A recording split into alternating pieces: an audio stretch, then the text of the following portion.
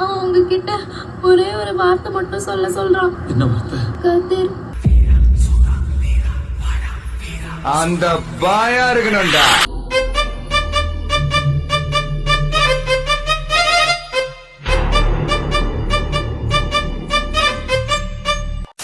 வணக்கம் மக்கள், இன்னைக்கு நம்ம பார்க்க போகிற வீடியோஸ் எதை பற்றினா ஆக்சுவலாக 15வது எபிசோட். நம்ம ஏற்கனவே 14 எபிசோட் பார்த்துட்டோம். அது பழைய சேனலில் பார்த்துருப்பீங்க. இந்த 15வது எபிசோட் இந்த புதிய சேனலில் பார்ப்பீங்க. ஏன் இவ்வளோ சேஞ்சஸ் அப்படின்றது உங்களுக்கு இந்த பழைய சேனலில் நம்ம காப்பிரைட் ஸ்ட்ரைக்குன்னு சொல்லி ஒரு வீடியோ போட்டிருப்போம். அந்த வீடியோவில் உங்களுக்கு எல்லாமே தெரிஞ்சிருக்கும். ஓகே, இந்த வீடியோவில் பார்க்க போகிறது 15வது எபிசோட்.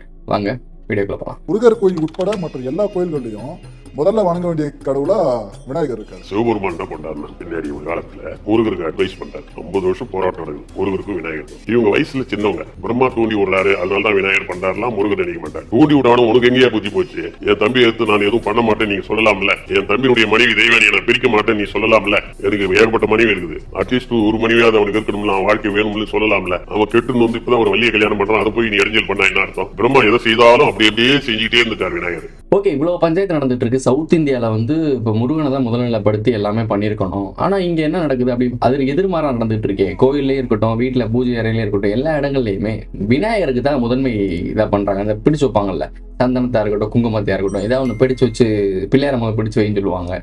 ஸோ இதுக்கான காரணம் என்ன, ஏன் இப்படி வந்துச்சு அப்படின்றது ஒரு கொஸ்டின் கேட்குறாரு. கரெக்டான கொஸ்டின் தான். ஏன்னா நார்த் இந்தியாவில் வந்து ஒரு விநாயகரை போட்டுறது ஓகே, லாஜிக் படி.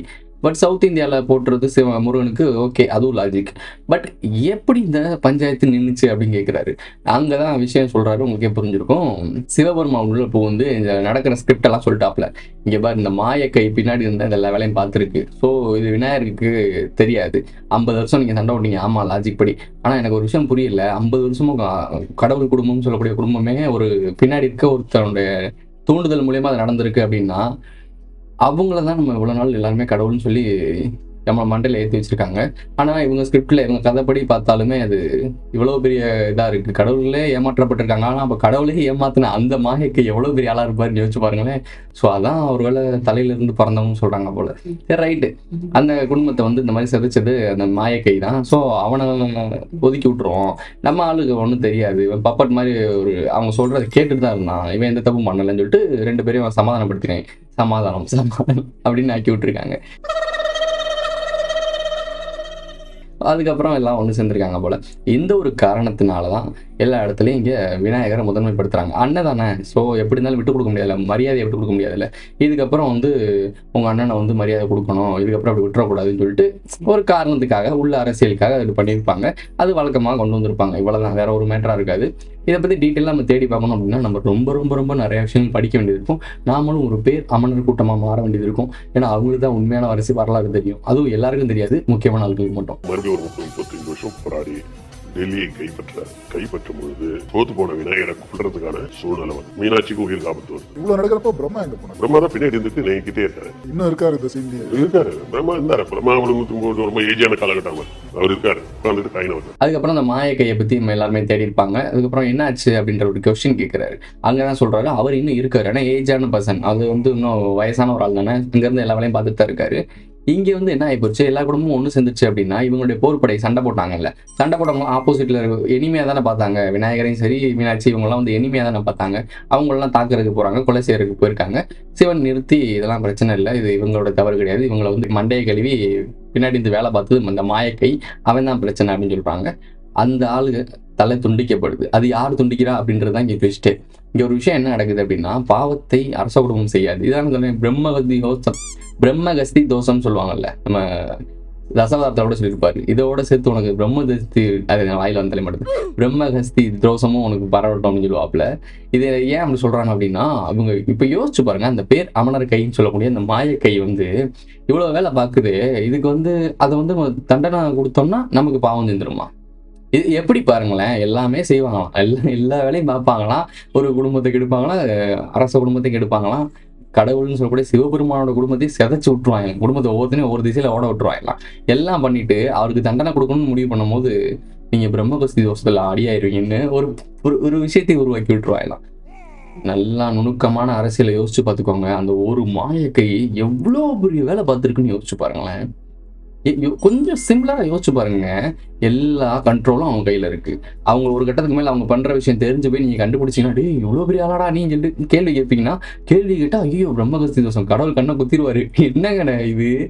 நான் யாருன்னு எல்லாம் கேட்கறத விட வேற யாருண்டியாவது போய் அவர் யாருன்னு கேட்டு பாரு, அவர்ல கொஞ்சம் ஜாக்கிரதையா இருங்கப்பா அப்படின்னு சொல்லுவா. அப்போ இந்த ஒரு ஒட்டுமொத்த செட்டார் கட்டமைப்பை யார் உருவாக்குனா இப்போ உங்களுக்கு புரிஞ்சிருக்கும். ஸோ இது ஆணி வேறு ஆரம்பத்துல இருந்து எண்டிங் வரைக்கும் உங்களுக்கு எக்ஸ்பிளைன் பண்ணணும் அவசியம் இல்லை. இந்த ஒரு சில விஷயங்களை நீங்க கனெக்ட் பண்ணாலே உங்களுக்கு என்ன நடக்குதுன்றது கிளியரா புரிஞ்சிடும். வெளியெல்லாம் விட்டுருங்க, இந்த இந்தியாலையும் சவுத் இந்தியாலையும் என்ன நடக்குதுன்றது ஓரளவுக்கு கெஸ் பண்ணிடுவீங்க. ஏன் அப்பனுக்கு பாடம் சொல்ல வேண்டிய அவசியம் என்ன? அவளை நம்ம அப்பா முட்டாள் ஆயிட்டான், இல்ல பையன் அவளுக்கு புட்சாலி ஆயிட்டான்னா நீ ஏதோ அப்பாவுக்கு உட்கார வச்சு பாடம் சொன்னாருன்னு அது மட்டுமா அது வரலாறா இருக்கு? உண்மையான வரலாறு என்னன்னா, இப்பதான் மெயின் ஒரு முக்கியமான ஒரு தளத்துக்கு வராங்க, இந்த ஒரு பாயிண்ட் ஆஃப் வியூக்கு வராங்க.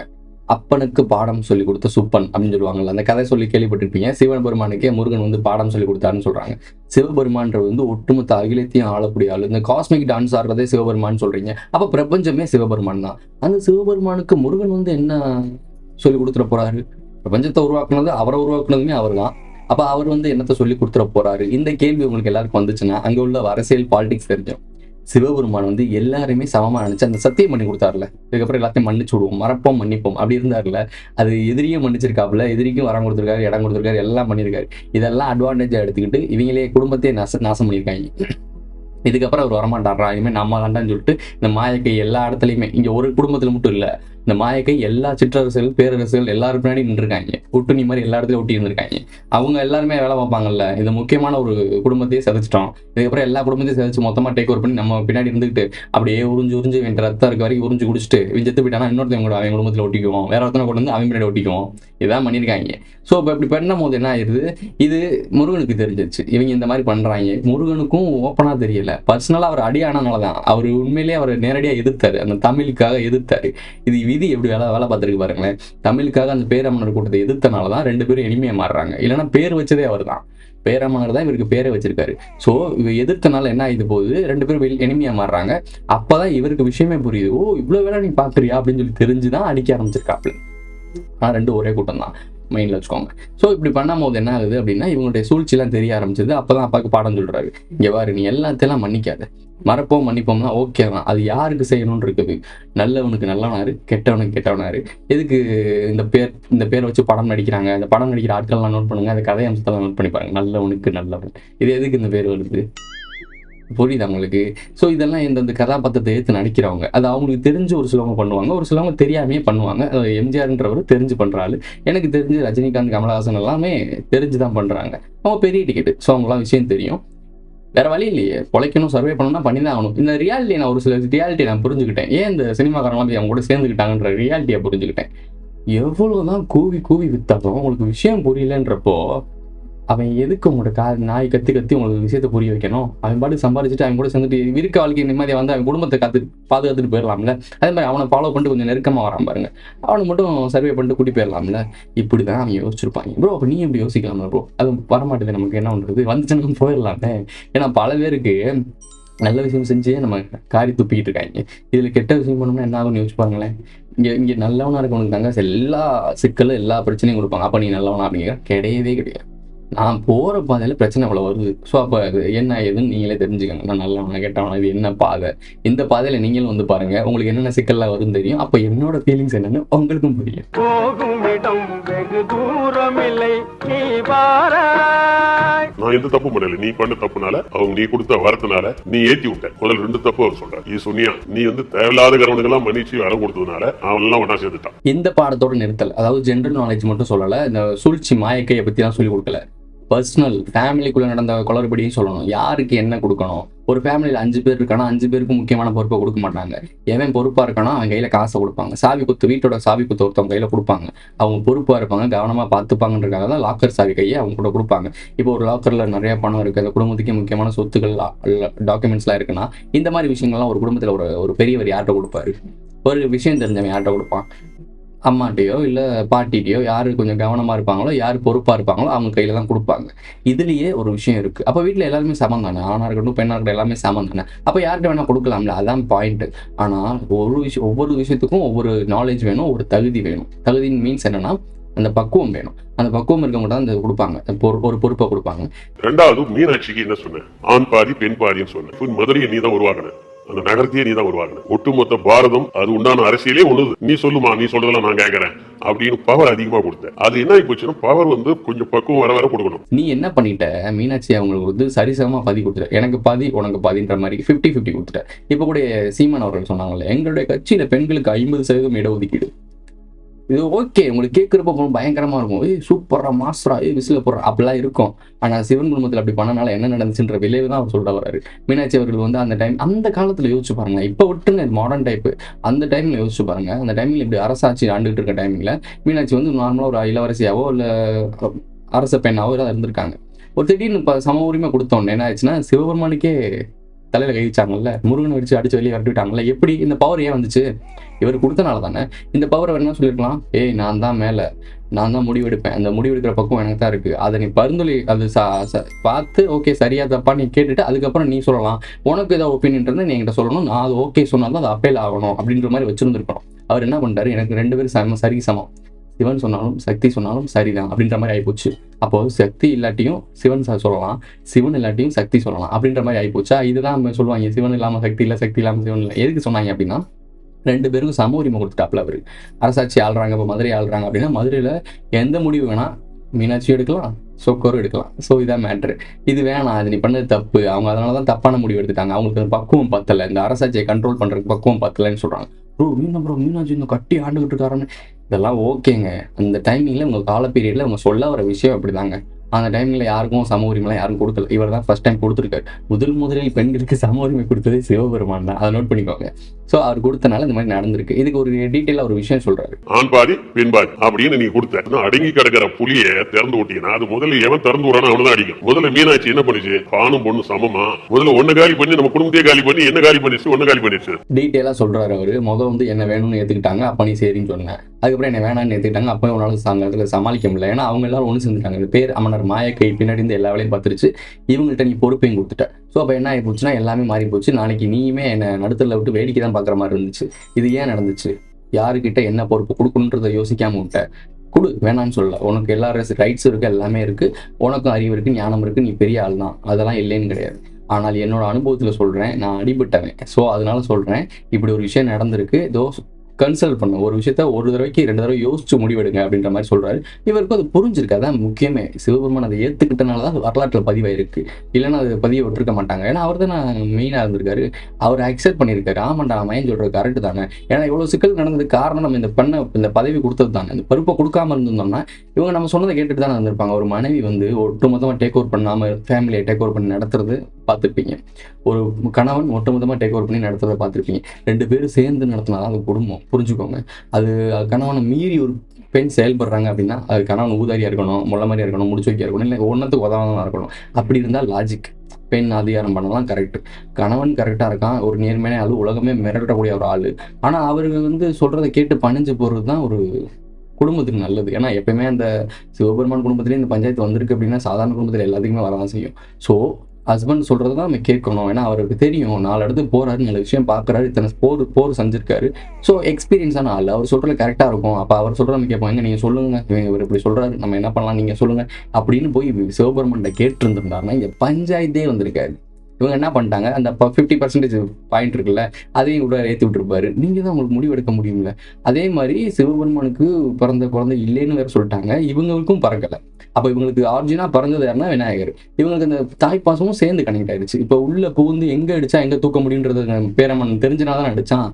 ஸோ அப்படி பார்த்தீங்கன்னா இந்த ஒரு சிக்கலை உருவாக்கணும் தான் அவன் தான், இந்த சிக்கலுக்கு சொல்யூஷன் கொடுத்தது அவன் தான். அப்போ அவன் எப்படி யோசிச்சிருப்பான்னு யோசிச்சு பாருங்களேன். இந்த குடும்பத்துக்கு இப்படி ஒரு சிக்கலை உருவாக்கி வச்சிருந்தாதான் ஃபியூச்சர்ல நமக்கு ஏதாவது பஞ்சாயத்து வந்துச்சுன்னா இந்த சிக்கலை வச்சு நம்ம தப்பிக்க முடியும்டான்றது தெளிவாக பண்ணியிருக்கான். இவ்வளவு நாள் நம்ம மக்களை ஏமாத்தி பொழைச்சது எல்லாமே ஒரு நாளைக்கு தெரிய வரும்.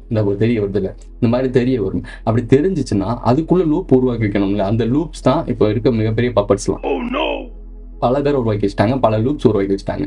நீங்க அந்த முடிச்சு அவுக்கணும்னா கீழே இருக்க அந்த முடிச்செல்லாம் ஓப்பன் பண்ணணும். இதெல்லாம் நீங்க ஓப்பன் பண்ணிட்டு வரக்குள்ளேயே அந்த பெரிய முடிச்சா இன்னும் பல லெவல்ல கட்டிட்டு போயிடுவான். அதை நீங்க ஓப்பனே பண்ண முடியாது.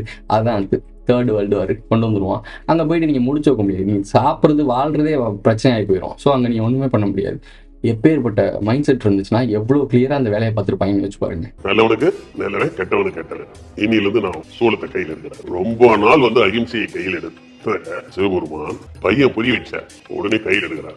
அவர் தான் வந்து என்ன பண்றாருன்னா, இதெல்லாம் புரிஞ்சுக்கிட்ட சிவபெருமான் கரெக்டா அக்செப்ட் பண்ணிக்கிட்டாரு, சபதத்தை கலைக்கிறாரு, சூலத்தை கையில் எடுக்கிறாரு, பஞ்சாயத்துக்கு இறங்குறாரு. வாங்கடா டே, இதுக்கு அப்புறம் பாருங்கடா, என்னோட கண்ட்ரோல் தான்டா இனிமே, உங்க பேச்செல்லாம் கேட்டுட்டு நான் ஒதுங்கி இருந்ததை பார்த்துட்டு நீங்க எல்லாம் அசால்ட்டா நினைச்சிட்டீங்களா, திரும்ப வந்துட்டேன்னு சொல்லு.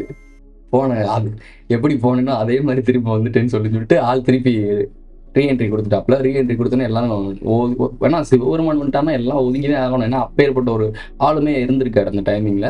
ஸோ அவர் உள்ள வந்துட்டார். உள்ள வந்தோடனே ஏன்னா இவர் ஒதுங்கி இருந்ததை அவங்க ப்ளஸ் ஆக்கிட்டானுங்க. இப்போ அவர் ஒதுங்கி இருக்காருன்னா ஓகேடா, அவர் பெரிய மனுஷன் அப்படி ஒதுங்கி இருக்காரு அப்படின்னு சொல்லிட்டு அதை பாசிட்டிவ் எடுக்காம என்ன ஆகி போச்சுன்னா, இதாண்டா சாக்கு, ஒருத்தர் உள்ள பூந்து எல்லா வேலையும் பார்த்துருவோம்டா, ஒருத்தர் அமைதியா இருக்கேன், அவனை போட்டு நல்லா வச்சு செய்வோம்டான்னு செய்யறாங்க. இல்லை, நம்ம கிளாஸ்லயும் இருக்கட்டும், ஸ்கூல்ல இருக்கட்டும், எங்க வேணா பாருங்களேன், இந்த அமைதியா ஒருத்தன் பேசாம ஓரமா ஒதுங்கியே இருப்பான், அவனை போட்டு தான் எல்லாருமே அடிப்பாங்க, அவனை தான் வம்புழுத்துட்டே இருப்பாங்க. இதே மாதிரிதான் இவர் ஒதுங்கி இருந்த காரணம் வேற, பர்பஸ் வேற, எல்லாமே வேற. இது எதுவுமே புரிஞ்சுக்காம இதை சாதகமா பயன்படுத்தி ஒரு மாயக்கை பண்ண வேலை இருக்கு பாருங்க. அதனாலதான் இப்ப இவ்வளவு சிக்கலே வந்திருக்கு. சிவன் வரமாட்டாரு, சத்தியம் பண்ணிட்டாரு, ஒதுங்கிட்டாருன்ற ஒரு வீக்னஸ் வச்சுதான் பிரம்மாவே 40-50 வருஷம் அரசியல் ஓட்டிட்டு இருந்தான். யாராவது இவர் வந்து அகிம்சைன்றது பலமா நினைக்கிறாரு, அது அவன் பலமா பலகீனமா நினைச்சு உள்ள புகுந்து அடிக்கிறான். திருப்பி ருத்ர தாண்டவம் ஆட இறங்கிட்டாப்ல. எல்லாரும் பயந்து ஒதுங்கிட்டாங்க, எல்லாம் சேர்ந்துட்டாங்க. எப்படி ஆகுது அப்படின்னா, ஃபேமிலிலாம் ஒன்று சொல்லுது, ரீஅசம்பிள்னு சொல்லுவாங்க. இல்லை, ரொம்ப நாள் பிரிஞ்சிருந்தவங்க ஒரு பாட்டு பாடி எல்லாரும் ஒன்று சேர்ந்திருக்காங்க, ஒரு பஞ்சாயத்துல ஒன்று சேர்ந்திருக்காங்க. எங்கள் வீட்டில் எல்லா நாளும் கார்த்திகைன்னு சொல்லி எல்லாரும் ஒன்று சேர்ந்திருக்காங்க. சேர்ந்த பிறகு என்ன ஆகுது அப்படின்னா, அங்க மாயக்கை மாட்டிப்பான்ல ஒருத்தன், ஒற்றுமை ஆகிட்டான்னு வச்சுக்கோங்களேன். ஒரு நல்லா புரிஞ்சுக்கோங்க. இப்போ நம்ம மக்கள்லாம் நம்ம சண்டை போட்டு புரிஞ்சுருக்கோம், நீ முஸ்லீம்டா, நீ கிறிஸ்டின்டா, நீ ஹிந்துடா, ஐயோப்பா, இப்படி எல்லாருமே வேற வேற மாதிரி பிரிஞ்சு உட்காந்துருக்கீங்கல்ல. நீங்க எல்லாருமே புரிஞ்சிருக்கோம், ஒரு சாதியாகவும் மதமாகவும் இனமாகவும் எல்லாத்தையும் மாற்றி பிரிச்சு வச்சிருக்கானுங்க. ஸோ இந்த பிரிச்சு வச்சிருக்க எல்லாமே டக்குன்னு எல்லாருமே நம்ம எல்லாம் மனுஷங்கடா, எதிரா பஞ்சாயத்து, நீ மேலே இல்லை நான் கீழே இல்லை, நான் இதை பண்றேன்டா, நீ அதை பண்றடா, நீ இன்ஜினியராடா, சரிடா நீ இன்ஜினியர் வேலை பாடுறா, நான் இந்த வேலை பார்க்கறேன், இந்த சரி நம்ம எல்லாம் ஒன்று சேர்ந்துக்கோம்டா, இப்படின்னு நமக்குள்ள நம்ம ஒன்று சேர்ந்துட்டாலே பல பிரச்சனைங்க முடிஞ்சு போச்சு. ஸோ ஒரு சில கண்ட்ரோல் இருக்கணும். ஐ மீன், ஒரு பெரிய ஆள் வந்து அட்வைஸ் சொல்லி கேட்கறது அதெல்லாம் ஓகே, பட் ஆளுமை பவர் போகக்கூடாது, முழுமையா ஒரு இடத்துல பவர் போகக்கூடாது. இவன் சொன்னாதான் இங்க நடக்கும் அப்படின்ற மாதிரி போகக்கூடாது. அப்படி போச்சுன்னா தான் இங்க சிக்கலாகுது. அதுதான் பாலிடிக்ஸ் ஆமாகுது, அதுதான் அரச குடும்பம் மாறுது, அதுதான் கண்ட்ரோல்டா மாறுது, அதுதான் இங்க ஃபுல் அஜெண்டா, ஒன் வேர்ல்ட் கவர்மெண்டா அதுக்கு தான் கொண்டு வரானுங்க. குறிப்பிட்ட ஏரியாவை கண்ட்ரோல் பண்றதுக்கே இவ்வளவு பஞ்சாயத்து இருக்கேன். ஒரு உலகத்தை ஒரே ஒரு உலகத்தை ஒருத்தன் தான் ரூல் பண்ற மாதிரி கொண்டு போயிட்டு இருக்கான். அந்த ஒருத்தன் கண்ட்ரோல் பண்றது எவ்வளவு சிக்கலா இருக்கும்னு யோசிச்சு பாருங்க. அதுக்கு இவ்வளவு மக்கள் தேவையே இல்லை. அதற்காக தான் எல்லா இடத்துலையும் இவ்வளவு பஞ்சாயத்து. இந்த பஞ்சாயத்தெல்லாம் ஒன்று சேர்றது தான் மூன்றாம் உலகப் போர். அந்த மூன்றாம் உலகப் போர்ல மக்கள் தொகையை பாதியா குறைச்சிருவான். இப்பவே லாக்டவுனு, கொரோனா ஊசி, அந்த ஊசின்னு சொல்லிட்டு இப்போ வேக்சினு நீயே பார்த்துருப்பீங்க, அது போய் அவங்களே ஒத்துக்கிட்டாங்க. போடுறப்ப இது போட்டால் தான் நீங்கள் தப்பிக்க முடியும்னு சொன்னாங்க. இப்போ இது போட்ட பிறகு இதை போட்டவே ஃபுல்லாக தப்பிக்கிற கஷ்டம்ன்ற மாதிரி போய் ஆக்கிட்டாங்க. நம்ம சொல்லும் போதெல்லாம் எல்லாம் சிரிச்சாங்க, எங்கள் வீட்லேயே சிரிச்சாங்க. வேக்சின் போட சொல்றது கவர்மெண்ட் சொல்லுது, இத்தனை பேர் சொல்றாங்க, நீ என்ன சொல்ற, நீ என்ன படிச்சிருக்கியா டாக்டருக்கு அப்படிலாம் எங்க வீட்டில் கேட்டாங்க. இப்போ அதே நியூஸ்லாம் சொல்றாங்க, நீ எந்த நியூஸ்ல பார்த்துட்டு போய் ஊசி போட்டியோ அதே நியூஸ்லாம் சொல்றாங்க, இந்த வேக்சின் போட்டா இந்த மாதிரி பிரச்சனைலாம் வருதுன்ற மாதிரி அவங்களே ஒத்துக்கிட்டாங்க. இப்போ எங்க போய் மூஞ்சி வச்சுக்க போறாங்கன்னு தெரியல. யாரெல்லாம் வந்து வேக்சின் போட்டிருக்கலாம் கேட்டாங்களே, இப்போ எங்க இருக்கீங்க, நீங்க போட்டிகள் எங்க போனீங்க? ஸோ அவ்வளோதாங்க, ஒன்றும் பேச முடியாது. அதை பற்றிலாம் இதே மாதிரி தான் ஒன்றும் கவர்மெண்ட்டும் மக்கள் தொகையை குறைச்சிக்கிட்டே இருக்காங்க, எல்லா வழியிலையும் குறைச்சிட்டு இருக்காங்க. போருன்னு சொல்லிட்டா நிறைய பேர் ஈஸியாக குறைச்சிடலாம். ஒரு நியூக்ளியர் பிளாஸ்ட் எல்லாருமே வச்சிருக்காங்க, நியூக்ளியர் பாம்ஸ் எல்லாருமே வச்சிருக்காங்க, தூக்கி போட்டால் என்ன ஆகும்னு யோசிச்சு பாருங்க. ஸோ சிம்சனில் ஆல்ரெடி காட்டிட்டானுங்க, நீங்களே பார்த்துருப்பீங்க. ஸோ இதெல்லாம் நடக்கிறது தான் ஃபியூச்சர் பிளானிங். இதெல்லாம் நடக்க தடுக்கணும்னா ஒரே விஷயம், மனிதர்களின் ஒற்றுமை. மனிதர்களெல்லாம் ஒன்று சேர்ந்து நாங்களாம் இதெல்லாம் ஒற்றுமையாக தான் இருக்கோம், நீங்கள் சண்டையே போட வேணாம். நாங்கள் இஸ்ரேல் மக்களும் காசா மக்களும் எல்லாருமே ஒன்றா தான் இருக்கோம், நீங்கள் சண்டை விடாங்க. நாங்கள் அண்ணன் தம்பி புலம்பு ஒன்றா தான் இருக்கோம், நீங்கள் சண்டை விடாதீங்க. அந்த ஏதோ ஒரு தேர்ட் டெம்பிள் கட்டுறாங்கல்ல, எல்லாருமே ஒன்று சேர்ந்துருங்களேன். அந்த கடவுளை கும்பிட்றவங்க நீங்கள் அங்கே போங்க, அங்கே கடவுள் இங்கே போய் எல்லாரும் ஒன்று சேர்ந்துருங்க, சுற்றி 3 கோயிலை கட்டி வச்சுக்கோ, நீங்கள் ஜாலியாக இருங்க, அவ்வளோதானே. இது சிம்பிளாக முடிச்சிடலாம். எதுக்கு இங்க மதம் தான் பெருசு, உங்க மதம் தான் பெருசுங்க? ஏன் இது எதுக்கு? யாருமே பெருசு கிடையாது. இங்கே நம்ம எல்லாருமே அடிமை தான், இங்கே அடிமையாக தான் வாழ்ந்துட்டு இருக்கோம். அது புரிஞ்சுட்டாலே இங்கே சண்டை வராது, பாதி சண்டை புரியும் நினைக்கிறேன். பிரம்மா எதிரி ஓடுறாரு, மீனாட்சி ஓடி சரண்டாயிரம், விநாயகர் ஓடி சரண்டாயிரம், எல்லா படைகளும் ஓடி போய் விநாயகர் மீனாட்சி கொல்ல போறாங்க. இவங்க பேர்ல தப்பு இல்லை, பிரம்மா தான் தூண்டி விட்டு எல்லாரையும் பண்ண. மீனாட்சி என் மனைவி, விநாயகர் அண்ணன், குடும்பத்துக்குள்ள பிரச்சனை வரான்னு 2 பேரையும் மன்னிச்சு உள்ள ஏற்றுக்கிறாங்க. இங்கதான் பைரவரோட ரோல் வருது. அதாவது சிவபெருமானோட ஆள் வந்து பைரவர் என்ன பண்றாரு அப்படின்னா, பேர் அமனர் அந்த மாய கைய மாயமாக்கி விட்டாப்ல. பிரம்மா மட்டும் தலை போயிடுதுன்னா பிரம்மாவை வெட்டிடுறாரு, ஆள் மூலியமா கொடுத்துறாரு. சிவன் வந்து யார் விட்டு வெட்டாருன்னா பைரவன் ஒருத்தருக்காரு, அவருடைய தளபதி. அவர் விட்டு அந்த பைரவர் சாமி பாருங்க, கையில வந்து ஒரு தலையை கையில வச்சுட்டு, அது பிரம்மனுடைய தலை. அது அந்த தலை தான் அந்த பைரவர் கையில இருக்குன்னு சொல்றாங்க. அந்த பைரவர் பாத்தீங்கன்னா அந்த சிலையில கையில வந்து ஒரு தலை இருக்குமா, அந்த தலை வந்து யாரு அப்படின்னா அந்த மாயக்கையோட தலை தான் அப்படின்றாங்க. ஸோ இது வரலாற்றில் கடத்துறதுக்காக தான் அந்த வேலை பார்த்துட்டு இருக்காங்க.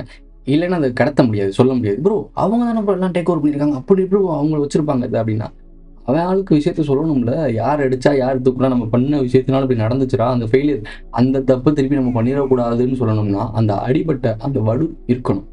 ஒருத்தன் அடிபட்டுருக்குன்னு அப்படின்னா ஒரு இடத்துல விழுந்தோம், இந்த இடத்துல அப்படி விழுந்தோம் அப்படின்ற விஷயத்த மறந்துட்டான்னா திருப்பி அங்கே போய் விழுவான். அது அவன் ஆட்களுக்கு கடத்தணுன்றதுக்காக தான் இந்த ஒரு சில விஷயங்கள்லாம் வச்சிருக்கான். இன்னும் நிறைய இடத்துல நம்மளை ஏமாத்துனது, சூழ்ச்சி பண்ணதெல்லாம் இருக்கு, ஏகப்பட்டது இருக்கு. அதெல்லாம் மறைச்சிருவான். அதை மறைச்சு மறைபொருளாக கொண்டு போறதுக்கு தான் அவங்களுடைய அந்த கடத்தல் வழி தான் இந்த சினிமா, வெப் சீரிஸ், கார்ட்டூன்ஸ் எல்லாமே இப்படிதான் போயிட்டு இருக்கு. இதை சொன்னாலும் கேட்கறதுக்கு ஆள் இல்லை. கேட்கறதுக்கு ஆள் இருந்தாலும் அந்த குறிப்பிட்ட ஆட்களை வச்சு ஒன்றும் பண்ண முடியாது. எப்படி இருக்கு பாருங்க இந்த கட்டமைப்பு. மெஜாரிட்டி பீப்புள் அந்த சைடு தான் இருக்காங்க, எதுவுமே தெரியாமல். ஸோ அவங்களும் விஷயம் தெரிஞ்சு வரணும்னா எவ்வளோ நாள் ஆகும் பாருங்க. அப்போ நாமளும் ஒரு 50 வருஷம் போராடணும் போல. என்னங்கடா இது, நான் நல்லவனுக்கு மட்டும் தான் நல்லவனா இருப்பேன், கெல்லவனுக்கு கெட்டனா அப்படின்னு இன்டைரக்டா கலைஞருக்கு சொன்னார். அவர் அந்த டைட்டில் மூலமா பாட்டுல சொல்றாரு. பாட்டுல நிறைய எம்ஜிஆர் வந்து கிட்டத்தட்ட முருகர் சொன்ன மாதிரி சில வேலைகள்லாம் பண்ணிடுறாரு. இதே தான் எம்ஜிஆர் கதையும், எம்ஜிஆர் கலைஞர் கதையும். இப்போ எப்படி விநாயகர் முருகன் சண்டை போட்டாங்கல்ல, அதே மாதிரி தான். நான் நல்லனுக்கு நோட் பண்ணிக்கோங்க, முருக பக்தர். எம்ஜிஆர் வந்து முருக பக்தர், ஆப்போசிட்ல இருக்கிறவர் வந்து கடவுளே இல்லை அப்படின்னு சொல்லிட்டு சொல்ற ஆளு. ஸோ இவங்க 2 பேருமே சண்டை போட்டிருக்காங்க, சண்டை போட்டு பிரிஞ்சிருக்காங்க. நான் நல்லவனுக்கு நல்லவனாரு, கெட்டவனாரு. இவங்க படங்கள்ல ஒரு சில பாட்டு வரிகள்லாம் வைப்பாங்க, அது ஆப்போசிட் கட்சியை திட்டுற மாதிரி தான் இருக்கும். நீங்க எல்லாம் விசில் அடிச்சு கத்திட்டு இருப்பீங்க, புரட்சி பண்றாங்க. அவங்களுக்குள்ள சண்டை போட்டுட்டு இருக்காங்க ஆரம்பத்துல இருந்து இப்போ வரைக்கும். ஒரு சில சினிமாக்கள்லாம் ஆப்போசிட் ஆக்டர் இருப்பாங்க. இப்போ விஜய்னா அஜித், அஜித்னா விஜய். இமயமலையில் என் கொடி பிறந்தால் எனக்கு என்ன, இது யாரை சொல்றாரு? விஜய் தான் சொல்லுவாப்புல. அதுக்கப்புறம் விஜய் என்ன சொல்லுவாங்க, புத்தனாகவும் வேணாம், இது ஹிட்லராகவும் வேண்டாம், மனுஷனாயிடுறான்னு சொல்லிட்டு இவர் இங்கிட்டு சொல்லியிருப்பாப்புல. இப்படி ஆரம்பத்துலேருந்தே இந்த மாதிரி சண்டை போட்டுட்டு தான் இருந்திருக்காங்க. அவங்க 2 பேர் தனிப்பட்ட முறையில் சண்டை போடுறதுக்கு நாம ஏன் பலிகடா ஆகணுன்றது தான் என் கேள்வி. இந்த கேள்வி தான் அவங்களுக்கும் வரணும். அதை தேடி பயணிங்க. இப்போ அஜித் ஃபேன்ஸ் விஜய் ஃபேன்ஸ் கூட சண்டை போடுறது, விஜய் ஃபேன்ஸ் அஜித் ஃபேன்ஸ் கூட சண்டை போடுறது. இப்படி நீங்கள் சண்டை போட்டு என்ன போகுது? உங்களுக்கு ஏதாவது கிடைக்க போகிறதில்ல. அவங்க ஆனால் கோடியில் சம்பாரிச்சு மேலே போயிட்டே இருப்பாங்க. நீங்கள் எவ்வளோக்கு எவ்வளோ இங்கே கீழே அவங்களுக்காக அடிச்சுக்கிறீங்களோ அவ்வளோக்கு எவ்வளோ அவங்க மார்க்கெட் ஏறி போயிட்டே இருக்கும். நீங்கள் கடைசி வரைக்கும் இங்கே சண்டை போட்டுட்டு தான் இருப்பீங்க. அப்போ நீங்கள் ஒரு ஆட்டு வந்து நாங்கள் சொல்கிறது கரெக்டு தானே? நீங்கள் கடைசி வரைக்கும் அந்த கீழே ஸ்லேவாக தானே இருக்கீங்க. ₹1 ஷாம்பு கதையை கடைசி ஒரு குட்டியா சொல்றேன், ஒரு ஷார்ட்ஸா போட்டு வரேன். அந்த நேரத்தில் தான் இவர் சுபாஷ் சந்திர போஸ் எல்லாருக்கும் நல்லவனா, இது சிவனுடையும் முருகனுக்கும் உள்ள போராட்டம் மாதிரி தான். எல்லாருக்கும் நல்லவனா இருந்தாருன்னா வெள்ளக்காரெல்லாம் ஒன்றும் பண்ண முடியாது. இவருக்கு வந்து முத்துராமலிங்க தேவர் இருக்கா இல்லையா, அவர் நல்ல ஒரு வீரர், கூட ஆட்சின்னு போய் போருக்கு போறாரு. ஏதோ ஹிட்லரை வச்சு ஏதோ பண்ணலாம்னு நினைக்கிறாங்க, அது மிஸ் ஆயிடுது. இதே மாதிரிதான் ஹிட்லரு, அப்புறம் நேதாஜி சுபாஷ் சந்திர போஸ், காந்தி, இவங்க எல்லாருமே இது ஒரு டைம்ல நடந்திருக்கு. அது சக்ஸஸ் ஆகலை. அந்த டைமிங்கில் ஒன்று பண்ணாங்க, சக்ஸஸ் ஆகலை. காந்திஜியோட வழி தான் சரின்னு சொல்லிட்டு எல்லாரும் அங்கே போய் சேர்ந்துட்டாங்க. இவர் விலகிட்டாப்ல, ஆளவுண்டா சாமி இவங்களை சண்டை கூப்பிட்டாங்கடா அப்படி நடந்துட்டு இருக்கீங்கன்னு சொல்லிட்டு அவர் கொஞ்சம் மெச்சூரான ஒரு ஆளாக வந்து ஒதுங்கியிருக்காப்ல. இப்போ பல சிக்கல் நடந்துச்சு, அது பல அரசியல், அதை பார்க்க வேணாம். இது கடைசி ஒரு விஷயத்தை கவனிங்க, இதான் ரொம்ப முக்கியமான விஷயம். அதுக்காக வெளிநாட்டில் 2ஆம் உலக போர் நடக்குது, அதுல போய் வெள்ளக்காரனுக்கு எதிராக நான் பண்ணணும்னு அவசியம் இல்லை. வெள்ளக்காரனுக்கு சப்போர்ட் பண்ணிட்டாரு, உடனே வெள்ளக்காரனுக்கு முத காந்தி மேல ஒரு மரியாதை, ஏதோ இந்தியாவுக்குள்ள சுதந்திரம் கேட்கலாம். ஆனா அதே நேரத்தில் இந்தியாவுக்கு வெளியில வரும்பொழுது உலக நாடுகளுக்கு தலைமை தாங்கிற பொறுப்பு வந்து ஹிட்லரை விட இங்கிலாந்துக்கு தான் வந்து தகுதி இருக்கு அப்படின்னு நினைச்சு நமக்கு சப்போர்ட் பண்றாங்க. நம்மளை அடிமைப்படுத்தி நம்ம நாட்டு மக்கள் அவ்வளவு குடும்பப்படுத்தி நம்ம ஊர் பெண்களுக்கு பல கொடூரம் சொல்ல முடியாத அளவுக்கு இந்த வெள்ளக்காரங்க வந்து கொடூரம் கொடுத்தாங்க. இருக்க வளங்கள் இளங்கள் அம்புட்டே ஆட்டையை போட்டு போயிட்டான். தமிழனுக்கு இப்போ இருக்க நடக்கிற நிலைமை, இந்த இந்தியாவில் இருக்கக்கூடிய மக்களுக்கு இவ்வளோ அவலம், இது எல்லாத்துக்கும் வந்ததுக்கு முக்கிய காரணமே பிரிட்டிஷ் உள்ள இன்வேஷன் தான். அது உள்ள வந்து இந்த வேலையை பார்த்து விட்டு தான் இவ்வளோ பண்ணியிருக்கு. இது எல்லாத்தையும் மறந்துட்டு ஹிட்லருக்கு கூட நின்றுருந்தாருன்னு வச்சுக்கோங்களேன். காந்தி வந்து ஹிட்லர் கூட நின்றுருந்தா, ஏன்னா உங்களை தான் அடிச்சுக்கிட்டு இருக்கான், உங்கள் தலையில் ஏறி ஷூவை போட்டு மிதிச்சுக்கிட்டு இருக்கான். அவனை நீங்கள் காப்பாற்றிருக்கீங்க. இந்த வேர்ல்டு வார் 2ல் இந்த கடைசி சண்டையில் காப்பாற்றி விட்டுருக்கீங்க. நீங்கள் ஹிட்லர் பக்கம் நின்றுருந்தீங்கன்னா, இவ்வளோ பெரிய மக்கள் இருக்கக்கூடிய ஒரு நாடு ஹிட்லர் பக்கம் நின்றுருந்துச்சுன்னா இங்கே ஆட்டமே மாறி இருக்கும், வேறு மாதிரி போயிருக்கும். நேதாஜி தான் இங்கே தலைவராக இருந்திருப்பாரு. இப்போ எப்படி இருந்திருக்கும் பாருங்க. மிகப்பெரிய வல்லரசு நாடாக நம்ம இருந்திருப்போம். அமெரிக்கா கிட்ட நம்ம பிச்சை எடுக்கணும் அவசியம் இல்லை. அமெரிக்கா நான் மட்டும் பிச்சை எடுத்திருக்கோம். ஸோ அந்த மாதிரி நம்ம வளர்ந்துருப்போம். ஒரு சின்ன பட்டாம்பூச்சி தப்பாக பறந்தனால இப்போ நாம் பிச்சை எடுத்துகிட்டு இருக்கோம். ஏழை நாடு பட்டியலில் கீழே இருக்கும். புரியுதா உங்களுக்கு? அடிமையாக இருக்கும். உங்களுக்கு புரியுதா புரியலையா? அவங்களுடைய ஸ்கெட்ச்லாம் சிமிலராக கரெக்டாக போயிடுச்சு. இவர் என்ன பண்ணிட்டாரு காந்தி, அவன் என்ன போட்டு மிதிச்சாலும் பரவாயில்ல, அதுக்காக உலக நாட்டில் நடக்கிற பஞ்சாயத்து ஹிட்லர் நல்லவன், ஹிட்லர் கெட்டவனா, இந்த வெள்ளைக்காரங்க நல்லவனா, உலகத்தை ஆளக்கூடிய தகுதி யாருக்கு இருக்குன்னா இங்கிலாந்து பிரிட்டிஷ்காரங்கள் தான் இருக்கான். அப்புறம் ஏன் அவங்ககிட்ட சுதந்திரம் கேட்டீங்க, அவங்க தான் ஆள்றதுக்கு தகுதி இருக்கு, அப்படிதான் அவங்க சொல்லியிருக்காங்க. அதனாலதான் பிரிட்டிஷ்க்கு சப்போர்ட் பண்ணியிருக்காரு இந்த வேர்ல்டு வார். நோட் பண்ணிக்கோங்க, புரியுதா? ஒருவேளை இவர் பிரிட்டிஷுக்கு சப்போர்ட் பண்ணி இந்த மாதிரி ஒரு விஷயம் பண்ணனாலதான் ஓகே நம்ம கூட சேர்ந்துட்டான்டாங்க, இவனுக்கு ஒரு விஷயத்த கொடுத்துருவோம்னு சொல்லி சுதந்திரம் கொடுத்து சேர்த்துட்டாங்களோ டீமுக்குள்ள. இதுவும் ஒரு கனெக்ஷன் இருக்கு. வெள்ளைக்காரன் வந்து வெளியே இருந்துட்டு கிழக்கிந்திய கம்பெனி சொல்லி ஆண்டதை விட்டு இப்போ கார்பரேட் கம்பெனியா உள்ள ஆண்டுட்டு இருக்காங்கல்ல. ஒரு ஒப்பந்தம் போட்டு தான் அது அடிப்படையில் நடந்திருக்குமோன்னு எனக்கு ஒரு டவுட் இருக்கு. டவுட் கிடையாது, உனக்கே தெரியும். சரி விட்டுருங்க, சொல்லலாம்னா இப்படி ஒரு விஷயம் நடந்திருக்கு. நோட் பண்ணி பாருங்களேன், ஒரு நாட்டில் எவ்வளோ பேர் அடிபட்டு எவ்வளோ பேர் என்ன ஆயிருக்காங்க, நாசமா போயிருக்கு இந்த நாடு. இதுக்கு காரணம் வெள்ளைக்காரன். நம்மகிட்ட இருக்க கோயின் உயரத்தை கூட நம்ம திருப்பி கொண்டு வர முடியாமல் இருக்கோம். அது திருப்பி வரும், அது வேற விஷயம். அது பொலிட்டிக்கல் ட்ராமா. இவ்வளோ விஷயம் நடந்திருக்கு. அவனுக்கு சப்போர்ட் பண்ணி ஹிட்லருக்கு நீங்கள் சப்போர்ட் பண்ணுங்கன்னு வேணாம், இவங்க 2 பேருமே சப்போர்ட் பண்ணாமல் தனியாக நினச்சிருந்துருக்கலாம்ல. இந்த இடத்துல நீங்கள் பண்ண விஷயம் தான் இப்போ இவ்வளோ பெரிய விஷயத்துக்கு காரணமாக இருக்குது. ஹிட்லர் தோத்ததுக்கும் இந்த வேர்ல்டில் பிரிட்டிஷ் ரூல் பண்ணதுக்கும். ஸோ மிகப்பெரிய காரணத்துக்கு இந்த உலகத்தில் நடந்த மிகப்பெரிய பிரச்சனைக்கு, இந்தியாவுக்கு மட்டும் கிடையாது, தமிழுக்கு மட்டும் கிடையாது, உலகத்திலே மிகப்பெரிய பிரச்சனைக்கு முக்கியமான காரணம் இந்த பட்டாம்பூச்சி தப்பாக பறந்தனால தான். இழப்பு நிறைய இருந்துச்சு நமக்கு. இதெல்லாம் மறந்துட்டு நீங்கள் இந்த மாதிரி பண்ணனால தான் இப்போ இப்படி ஒரு நிலைமையில் நம்ம இருக்கோம். இப்போ நீங்கள் போய் சேர்ந்துட்டீங்க, உங்கள் ஃபேமிலியில் நான் எங்கே இருக்குன்னு தெரியாது, ஆனால் அவங்க நல்லா தான் வாழ்ந்துட்டு இருப்பாங்க. நீங்கள் பாட்டு காந்தி தாதாமே இப்போ நோட்டில் நல்லா சிரிச்சுக்கிட்டு ஜாலியாக தான் இருக்கீங்க, எல்லாரும் பார்த்துட்டு தான் இருக்கீங்க, சிரிச்சுக்கிட்டே இருப்பீங்க, நல்லா இருப்பீங்க, உங்களுக்கு அவார்டு இருக்கும், உங்களுக்கு எல்லாமே கொடுப்பாங்க, உங்களுடைய ஸ்டாச்சு வச்சு கும்பிடுவாங்க, எல்லாமே ஓகேங்க. நாடு என்னாச்சு, நம்ம நிலைமை என்னாச்சுன்னு பாருங்கள். ஒருத்தன் எடுக்கிற முடிவு, இதுக்கு தான் சொல்கிறது, ஒருத்தன் தலைமையில் இருக்கான்னா ஒரு சரியான முடிவு எடுக்கணும். அது எவ்வளோ பெரிய கடினமான ஒரு சுச்சுவேஷனாக இருந்தாலும் சரியான முடிவு எடுக்கணும்.